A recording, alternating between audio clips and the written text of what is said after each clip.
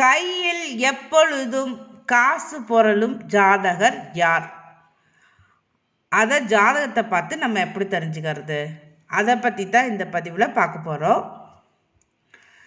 ஒரு சிலருக்கு தனது குடும்பத்தில் வறுமை இருந்தாலும் சரி, இல்லை அதிகமாக வருமானம் வந்தாலும் சரி, அவங்க கையில் மட்டும் காசுக்கு பஞ்சமே இருக்காது. காசு அதிகமாக புரளும். என்ன செலவு பண்ணணும், என்ன வேணும், என்ன தேவை இருக்கோ அவங்கள கேட்டால் அவங்கக்கிட்ட காசு இருக்கும். அவங்க கையில் மட்டும் காசு இருக்கும்.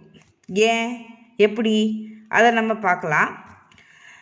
ஜாதகத்தில் ராசி கட்டத்தில் லக்னத்திலிருந்து எண்ணி வருகின்ற 9ஆம் வீட்டு அதிபதி 2ஆம் வீட்டில் இருக்கணும். இந்த மாதிரி இருந்துட்டால் நிச்சயமாக அந்த ஜாதகருக்கு காசுக்கு பிரச்சனை இருக்காது. அவர் கையில் எப்போவுமே காசு புரளும். சரி, ஓகே, எனக்கு அப்படி இருக்குதே, ஆனால் எங்களுக்கு அந்த மாதிரி இல்லையே, கையில் காசு இல்லையே அப்படின்னு சொல்லுவாங்க சில பேர். அப்போ நம்ம பார்க்கணும், ஜாதகத்தை நல்லா பார்க்கணும். அந்த 9ஆம் வீட்டு அதிபர் நீசம் பெற்றிருக்கக்கூடாது. ஃபஸ்ட்டு பாயிண்ட்டு, நீசம் பெற்றிருக்கக்கூடாது. 2ஆம் வீட்டில் இருக்கும் பொழுது நீசம் பெற்றிருக்கக்கூடாது, வக்ரம் பெற்றிருக்கக்கூடாது. இதுதான் முக்கியமான பாயிண்ட்டு. அவர் நிற்கின்ற 2ஆம் வீடு திதிசூனியம் பெற்றிருக்கக்கூடாது. அதையும் கவனமாக பார்க்கணும்.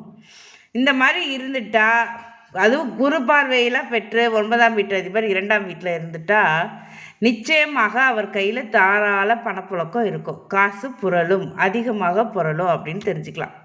அதே நேரத்தில் 2ஆம் வீட்டு அதிபர் 9ஆம் வீட்டில் இருந்தாலும் அவர் கையிலையும் காசு இருக்கும்.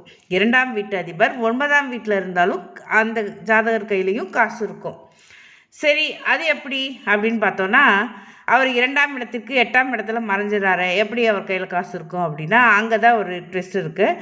அடுத்தவங்க காசாக இருக்கும். அதாவது அது அவர் காசாக இருக்காது, அவர் உழைத்து அவர் கஷ்டப்பட்டு சம்பாதித்த காசாக இருக்காது, அடுத்தவங்க பணமாக இருக்கும். அடுத்தவங்க பணம் இவர் கையில் புரளும்.